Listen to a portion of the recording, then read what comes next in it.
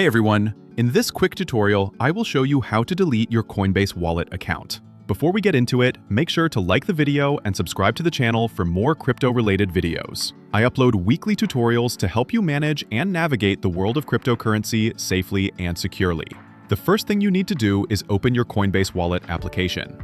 After logging in, at the top right corner, click on the settings icon. Here you can see your profile section. Simply tap on it, then tap on the recovery phrase.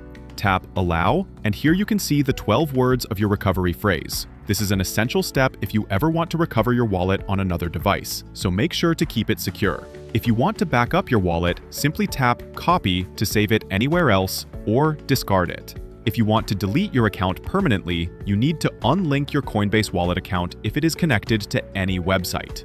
This is crucial, as leaving your account connected could expose your data or assets. I have not connected my Coinbase wallet account to any website, so the option is not showing here. But if you have connected it, simply tap on the Disconnect button, and your account will be disconnected from the website. After that, check all your friends. If you have friends in your account, make sure to move them or save any important information, because once you delete your account, you'll lose all your friends and connections. It's always a good practice to back up important data before deleting any account, just in case you need it in the future.